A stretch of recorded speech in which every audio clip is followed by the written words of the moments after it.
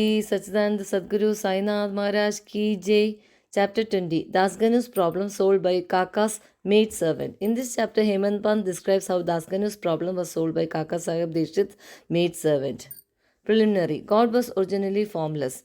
He assumed a form for the sake of bhaktas. With the help of Maya, he played the part of an actor in the big drama of the universe. Let us remember and visualize Sri Sai.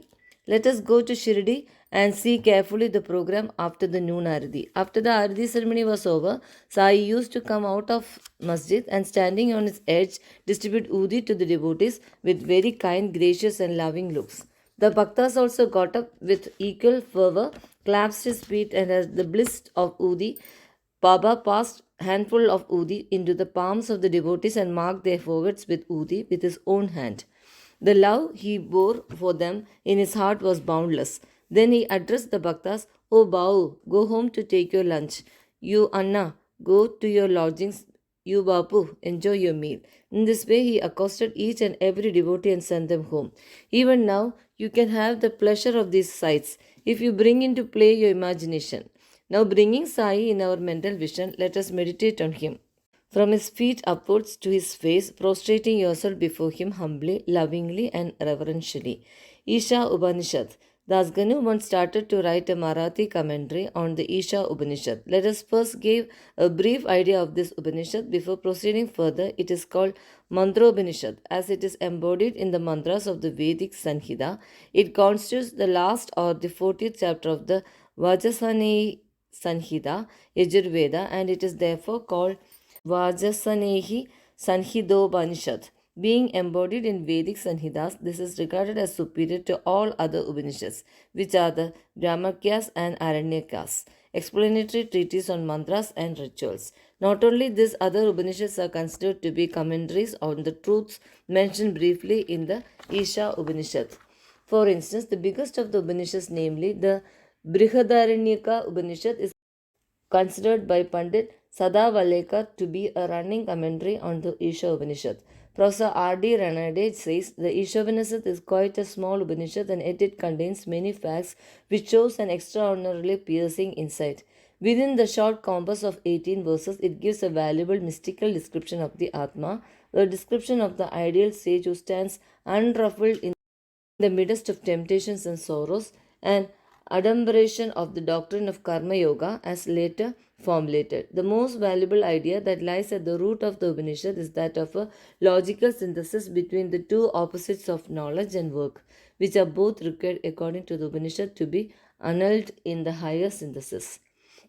In another place, he says that the poetry of the Ishopanishad is a co-mixture of moral, mystical, and metaphysical knowledge. From the brief description given above about this Upanishad, one can see how difficult it is to translate this Upanishad in a vernacular language and bring out its exact meaning.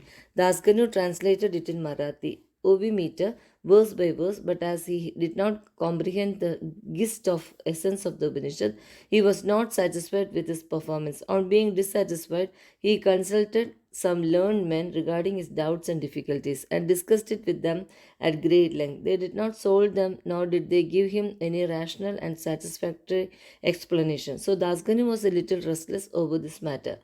Sadguru only competent and qualified to explain. As we have seen, this Upanishad is the quintessence of the Vedas. It is the science of self-realization. It is the weapon which can render asunder of the bondage of life and death and make us free. Therefore, he thought that he who has himself attained self-realization can only give him the true or correct interpretation of the Upanishad.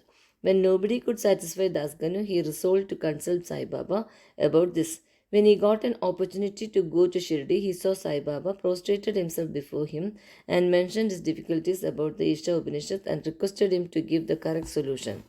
Sai Baba blessed him and said, "You need not be anxious. There is no difficulty about the matter. The maidservant of Kaka will solve your doubts at Ville Parle on your way home." The people who were present there and heard this thought that Baba was joking and said, "How could an illiterate maidservant solve difficulties of this mystic nature?" But Dasganu thought otherwise.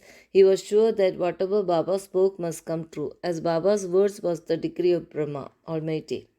Kaka's maid 7. Fully believing Baba's words, he left Shirdi and came to Ville Parle and stayed with Kaka Sahib Dishit. There, the next day, when Dasganu was enjoying this morning nap, he heard a poor girl singing a beautiful song in a clear and melodious voice.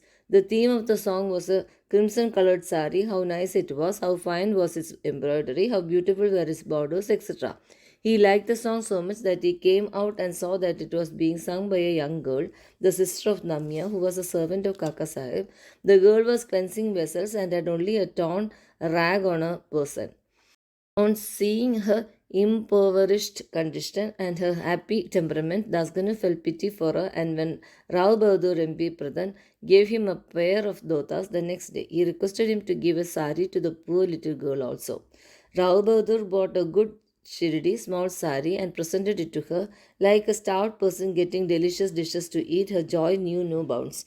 Next day she wore the new sari and out of great joy and merriment whirled and danced around and played Fugadi and with other girls. The following day, she kept the new sari in a box at home and came in the old and torn rags, but she looked as merry as she was the previous day. On seeing this, Dasanu's pity transformed into admiration. He thought that the girl, being poor, had to wear a torn rag, but now she had a new sari, which she kept in reserve, and putting on the old rags, strutted about, showing no trace of sorrow or dejection. Thus, he realized that all our feelings of pain and pleasure depend upon the attitude of our mind. On thinking deeply over this incident, he realized that a man ought to enjoy whatever God has bestowed on him in the firm conviction that he possesses everything from all sides, and that whatever he bestowed on him by God must be for his good. In this particular case, the impoverished condition and the poor girl, her torn rag and the new sari, the donor, the doni, and the deal were all parts of the Lord and provided by him. Here, Daskanu, who got a practical demonstration of the lesson of the Upanishad, lesson of contentment with one's own lot in the belief that whatever happens is ordained by God and is ultimately good for us. Unique method of teaching.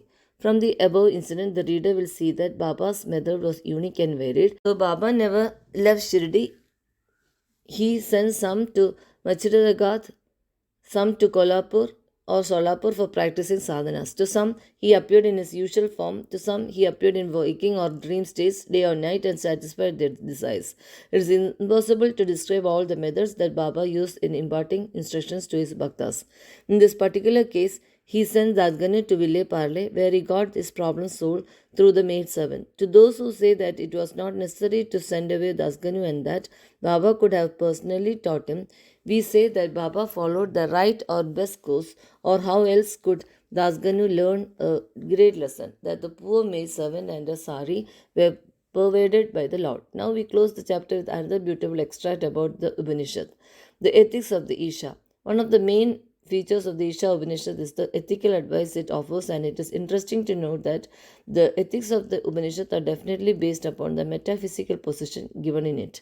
The very opening words of the Upanishad tell us that God pervades everything. As a corollary from this metaphysical position, the ethical advice it offers is that a man ought to enjoy whatever God bestows on him in the firm belief that as he pervades everything, whatever is bestowed on him by God must be good. It follows naturally that Upanishad forbids us from coveting another man's property. In fact, we are fittingly taught her lesson of contentment with one's own lot in the belief that whatever happens is divinely ordained and hence it is good for us. Another moral advice is that man must spend his lifetime away in always doing action, specifically the karmas enjoyed in the Shastras, with resignation of his will. Inactivity, according to his Upanishads, would be the canker of the soul. It is the only a man spends his lifetime in doing actions in this manner that he can hope to attain the idea of Naishkarmya. Finally, the text goes on to say that a man who sees all beings in the self and sees the self as existing in all beings is, in fact, for whom all beings and everything that exists have become the self. How can such a man suffer from infatuation? What ground would such a man have for grief? Loathfulness, infatuation, and grief verily proceed from our not being able to see the Atma in all things. But a man who realizes the oneness of all things, for whom everything has become the self, must ipso facto cease to be affected by the common foibles of humanity. Both to Sri Sai. Peace be to all. Sri Satchidananda Sadguru Sainath Maharaj Ki Jai.